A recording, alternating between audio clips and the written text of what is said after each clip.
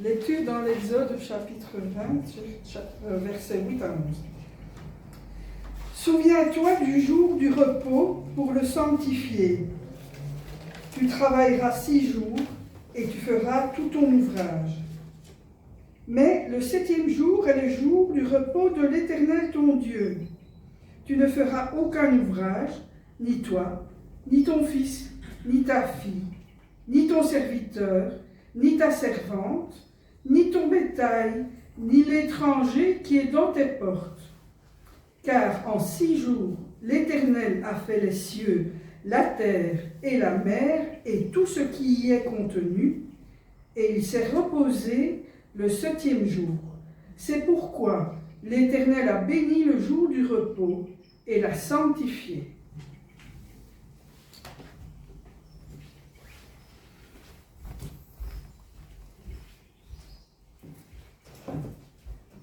Deutéronome 5, versets 12 à 15.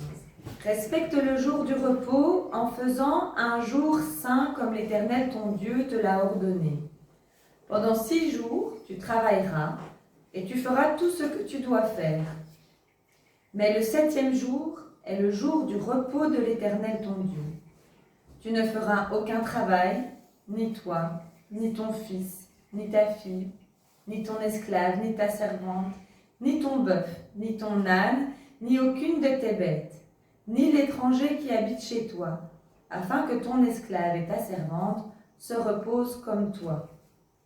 Tu te souviendras que tu as été esclave en Égypte et que l'Éternel ton Dieu t'en a fait sortir avec puissance et force. Voilà pourquoi l'Éternel ton Dieu t'a ordonné de respecter le jour du repos. Amen.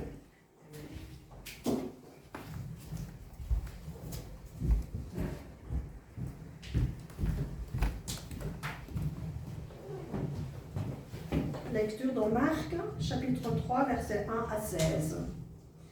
Guérison un jour du sabbat. Il entra de nouveau dans une synagogue. Il y avait là un homme qui avait la main paralysée. Ils observaient Jésus pour voir s'il le guérirait le jour du sabbat. C'était pour l'accuser. Jésus dit à l'homme qui avait la main paralysée, « Lève-toi, viens au milieu. » Et il leur dit, « Ce qui est permis le jour du sabbat, est-ce de faire le bien ou de faire le mal ? De sauver un être vivant ou de le tuer ?» Mais eux se taisaient. Promenant sur eux un regard de colère, navré de l'endurcissement de leur cœur, il dit à cet homme, « Étends ta main. » Il l'étendit et sa main fut guérie.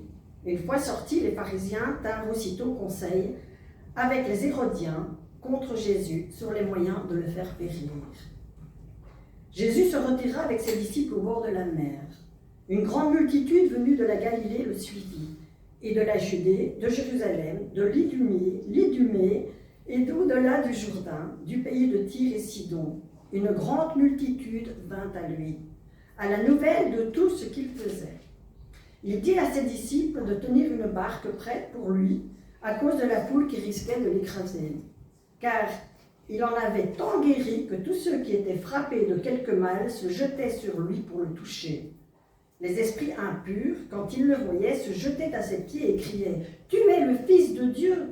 Et il leur commandait très sévèrement de ne pas le faire connaître. Il monta dans la montagne, et il appelle ceux qu'il voulait. Ils vinrent à lui, et il en établit 12 pour être avec lui et pour les envoyer prêcher, avec pouvoir de chasser les démons. Je m'arrête là? Oui. Oui. Merci. Merci. Merci bien. Merci.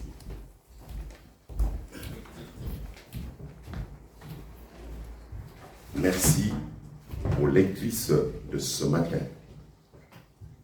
J'ai rarement vu d'aussi bonnes lectures.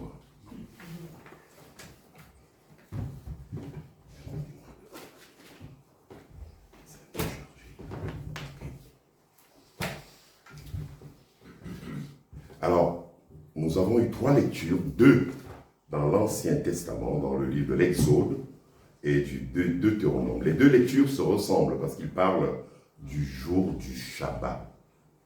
Ne disons pas souvent sabbat parce que les Juifs n'aiment pas qu'on dise sabbat. Ils aiment qu'on dise plutôt Shabbat, le jour du Shabbat. Alors, la dernière lecture est celle qui va nous servir de partage ce matin. Nous allons d'abord situer le cadre. Dans cette dernière lecture, il est dit que c'était le jour du Shabbat que Jésus vint et il entra de nouveau dans la synagogue. Le jour du Shabbat est effectivement le samedi. Pour nous, chrétiens, c'est désormais le dimanche. Parce que Jésus est ressuscité le dimanche matin. Donc, nous chrétiens, notre jour du Shabbat, le jour du Christ, c'est dimanche matin. Le mot Shabbat est dans le 7e jour. Parce que dimanche, chez les Juifs, c'est le premier jour. Et le Shabbat, parmi les recommandations de Moïse, est l'une des plus grandes recommandations parmi les 643. N'oublions pas que ces 643 recommandations, et nous l'avons comprimé sur 10 recommandations que nous appelons le décalogue. Mais il y en a 643. Et les Juifs, jusqu'aujourd'hui, essayent de respecter à la lettre les recommandations de Moïse.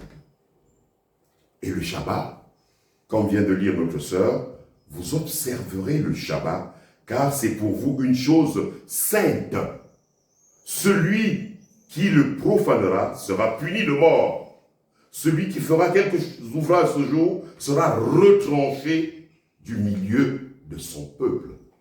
À ce point-là, à ce point de dire que un jour, le jour consacré à Dieu, si vous faites quelque chose ce jour, vous pouvez être mis à mort. Le 7e jour, le jour du repos de l'Éternel. Le jour où, après les 6 autres jours, il s'est reposé de son œuvre. La Bible dit, il vit ce qu'il fit et il était content de ce qu'il avait fait. Alors, le Shabbat pour les Juifs orthodoxes est très important. D'ailleurs, en Israël, il y a, dans certains Juifs orthodoxes aujourd'hui, qui commencent à fermer les boutiques, même de ceux qui ne sont pas croyants, dès 10 heures du matin. Et le gouvernement laisse faire, parce qu'ils sont tellement fixés sur le Shabbat qu'ils ferment les boutiques les unes après les autres. Et nous le voyons en verse. Le vendredi soir, 18 minutes avant le coucher du soleil, parce que le Shabbat dure 25 heures. C'est du vendredi soir au samedi soir à la 25e heure. Le vendredi soir, donc, les Juifs n'ont plus le droit de mettre la lumière, de cuisiner, de travailler. Ils doivent avoir fait tout cela toute la semaine. Et ce jour saint est consacré à l'Éternel, uniquement. Dont le Shabbat en hébreu, vient de cessation, jour où on cesse de travailler. Il est fondé sur les textes bibliques. Dieu mit fin le 7e jour à l'œuvre faite par lui. Il se reposa le 7e jour de toute l'œuvre qu'il avait faite. Dieu lui-même a béni ce jour-là. Et ce jour, les Juifs se rendent à la synagogue. Dans le texte de Marc, Jésus entre de nouveau. Ça ne veut pas dire que Jésus avait l'habitude de venir à la synagogue. Il venait à la synagogue de manière sporadique, de manière momentanée. Et quand il venait à la synagogue, c'était toujours pour un enseignement. Les jeunes Juifs, depuis l'âge de 5 ans, vont à la synagogue pour apprendre l'histoire du peuple juif. Et ils y restent jusqu'à leur majorité. Les garçons seulement. Jésus n'avait pas obéi à cette loi. Et quand il venait à la synagogue, il n'était pas reconnu comme un ancien élève, parce que la synagogue, du mot synagogué, veut dire lieu de l'assemblée. Aujourd'hui, synagogué veut dire Aknekset. Et d'ailleurs, le parlement israélien s'appelle l'Aknekset. Le lieu du peuple, le lieu de l'assemblée. Et Jésus avait l'habitude d'y aller, le jour du Shabbat. Pas pour écouter, mais pour enseigner. Et ce jour-là, il entra de nouveau à la synagogue. C'était le jour du Shabbat. La précision est le détail. Et une autre précision que nous donne l'évangéliste Marc, c'est que quand Jésus entra dans la synagogue, ce jour, il y avait un homme à la main desséchée. Un infirme qui avait besoin de sa main pour travailler. Un infirme qui était tailleur de pierre. Il avait donc besoin instamment de ses deux mains pour pouvoir gagner sa vie. Mais il était né ainsi. Il était infirme. Il avait besoin de sa main pour travailler. Et Jésus entra dans la synagogue. Il faut dire tout de suite que quand Jésus était quelque part, cela créait avec les pharisiens, sa seule présence était déjà source de conflit. De conflit parce que Jésus enseignait différemment. Jésus savait que le judaïsme était une religion de loi. Une religion où on devrait faire les choses comme Moïse l'avait dit. Le jour du Shabbat, à l'époque de Jésus, il y avait une ficelle qui entourait les villages pour vous dire, vous ne pouvez pas aller au-delà de cette ficelle parce que c'est le jour du Shabbat. C'est pour montrer le rigorisme du Shabbat. Le Shabbat est une loi importante pour les Juifs. Mais Jésus, on ne va pas dire que Jésus ne respectait pas le Shabbat, il était juif. Mais il voulait enseigner le jour du Shabbat. Il voulait que son peuple comprenne pourquoi le Shabbat. Et ce jour, il rentre dans la synagogue. Et quand il rentre, les pharisiens, qui étaient les chefs des synagogues habituellement, sont déjà inquiets. Ils sont très inquiets. Dans les autres livres, Matthieu et Luc, nous apprenons que Jésus a déjà guéri le jour du Shabbat. Il a déjà dit à la porte de Bethsaïda à un infirme, lève-toi, prends ton grabat et marche. Ils le savent. Ils savent que Jésus a déjà enfreint la loi du Shabbat. Ils savent que Jésus a déjà violé la loi du Shabbat. Et alors, ce matin-là, les pharisiens se posent la même question. Recommencera-t-il encore ce matin? Sa seule présence est source de conflit. Sa seule présence est source de dispute, de discussion vive. Pas de discussion saine. Parce que de la discussion saine jaillit la lumière. Mais de la dispute jaillit plutôt la séparation, la division. Recommencera-t-il en ce lieu, en ce jour? Est-ce qu'il osera enfreindre la loi du Shabbat dans la synagogue? Est-ce qu'il osera violer la loi du Shabbat? Et il est déjà observé par les autres membres. Jésus sait qu'il est observé. Nous avons bien dit que dans l'Exode, souviens-toi du jour du repos pour le sanctifier. On est le jour du Shabbat. Alors, Jésus n'a pas la parole. Il y avait dans chaque synagogue un chef de la synagogue. Et celui-là était un pharisien, comme habituellement. Jésus prend la parole sans qu'on le lui ait donné. Il demande à l'homme infirme de se mettre debout au milieu de la synagogue, d'avancer vers lui. Et l'homme exécute. Il se met debout.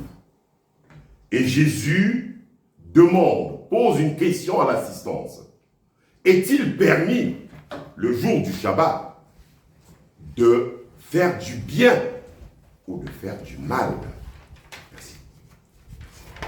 Est-il permis, le jour du Shabbat, on appelle ça les aléas du direct. J'ai ouvert la fenêtre pour avoir un peu d'air, mais voilà. Est-il permis, le jour du Shabbat, de faire du bien ou de faire du mal? Il pose cette question à plusieurs reprises. Cette question est évidente pour nous ce matin. Nous qui sommes ici assis à l'église de Wavre. Est-il permis, le dimanche, de faire du bien ou de faire du mal? Mais vous direz, c'est pas seulement le dimanche qu'on doit faire du bien.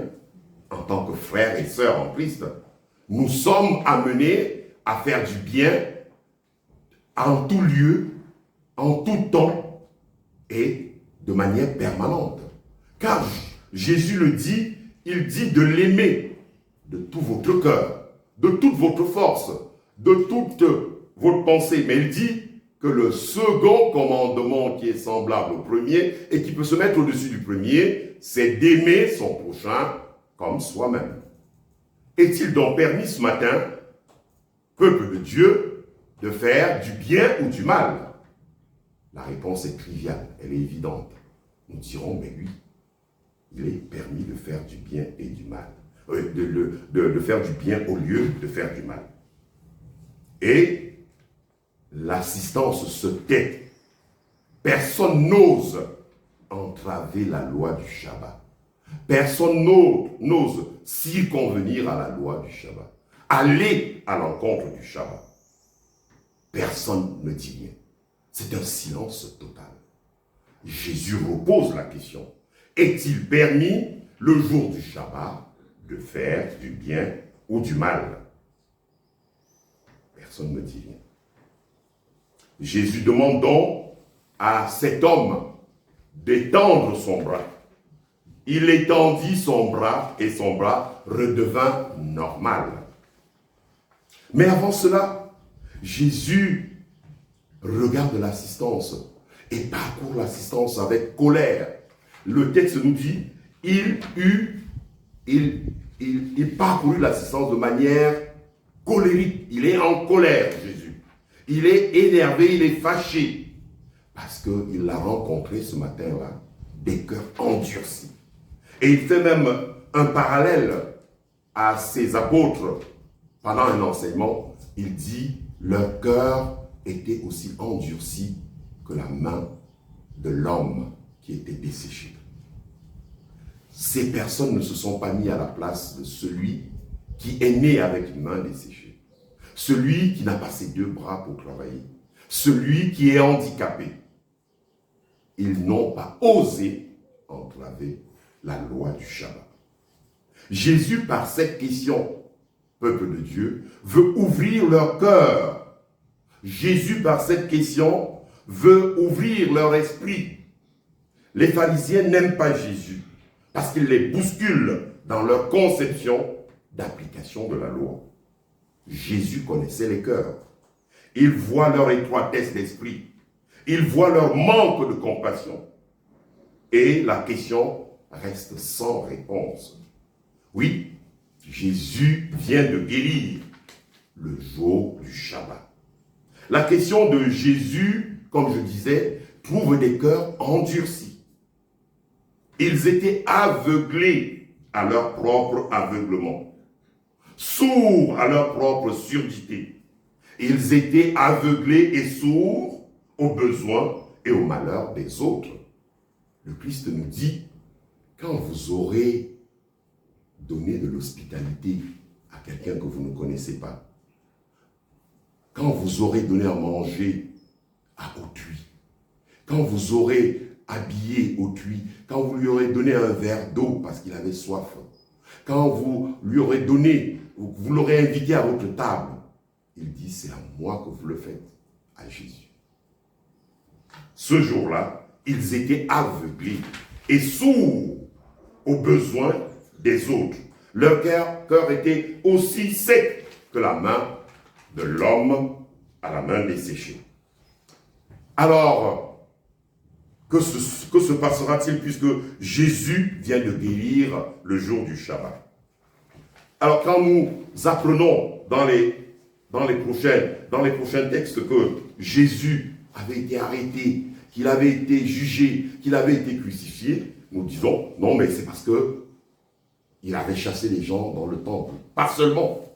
Parce que dans ce texte, on nous dit qu'à la sortie de la synagogue, les Hérodiens, les partisans de Hérode, le roi, Hérode le Grand, se sont rassemblés avec les pharisiens pour trouver des moyens de faire périr Jésus.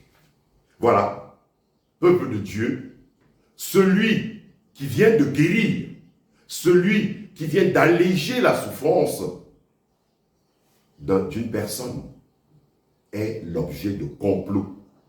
Il est l'objet de complot pour le faire périr. Une fois sortis, les pharisiens se réunirent en conseil avec les partisans d'Hérode contre Jésus pour voir comment le faire périr. Par son action, Jésus libère le Shabbat des entraves posées par les docteurs de la loi. Dieu n'avait pas donné cette recommandation à Moïse pour enfermer les Juifs. Le Shabbat, selon Jésus, est jour de communion. Le Shabbat est jour de libération de l'esclavage. Quand notre sœur lisait cela, elle a dit, le jour du Shabbat, tu ne feras rien. Ton épouse ne fera rien. Tes enfants ne feront rien. Tes serviteurs ne feront rien. Ton esclave ne fera rien. Et quand on lit cela dans la Bible, on se dit, alors donc, il y avait donc des esclaves. Il y avait donc des gens qui n'avaient pas de droit. Dont l'esclavage était codifié par le Shabbat. Dont l'esclavage était reconnu. Parce que, souvenez-vous que quand on est esclave, on perd tous ses droits. On est comme un objet dans la maison du maître. Jésus veut donc nous montrer que le Shabbat est jour de libération de l'esclavage. Jour de délivrance des forces du mal. Celui qui a la conscience en paix est tranquille. Et cette tranquillité est le Shabbat du cœur. Oui, ce texte de Marc est prémonitoire à ce qui va arriver à Jésus. Parce que Jésus soigne, parce que Jésus prend pitié, parce que Jésus soulage, parce que Jésus fait preuve de charité, d'amour, de compassion. Un complot est ourdi contre lui pour le tuer. Une fois sortis, les Hérodiens et les pharisiens se réunirent pour voir comment le tuer. On projette, peuple de Dieu, de tuer un homme parce qu'il enfreint aux règles du Shabbat. On projette de tuer le Fils de Dieu parce qu'il fait un miracle. L'homme à la main desséchée était tailleur de pierre. Il avait donc besoin de ses deux mains pour travailler. Alors, ceux qui étaient ce jour-là à la synagogue n'avaient pas compris le message de Dieu.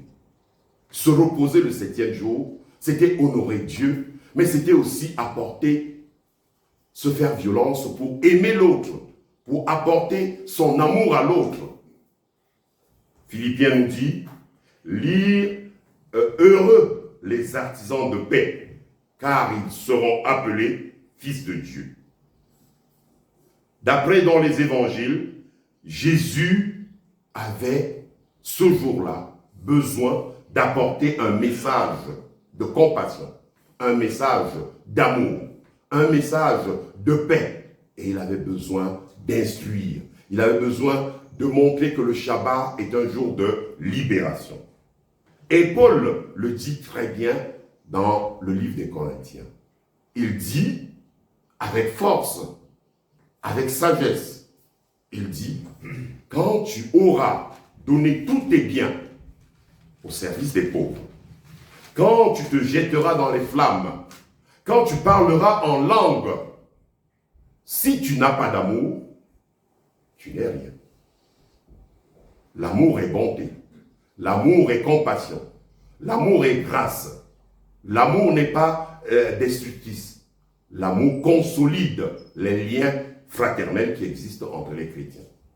Dieu nous dit ce matin, oui, venir à l'église est un acte de foi, parce que nous sommes une religion de foi, nous ne sommes pas une religion de loi. Les deux autres religions du livre, le judaïsme et l'islam, sont des religions de loi. Le christianisme est une religion de foi. Nous n'appliquons pas à la lettre ce que nous dit la Bible, nous appliquons à la lettre ce que nous dit Jésus. Et ce que nous dit Jésus est, tu aimeras, c'est un nouveau. Il dit, voilà un nouveau commandement que je vous laisse. Tu aimeras ton prochain comme toi-même. Amen.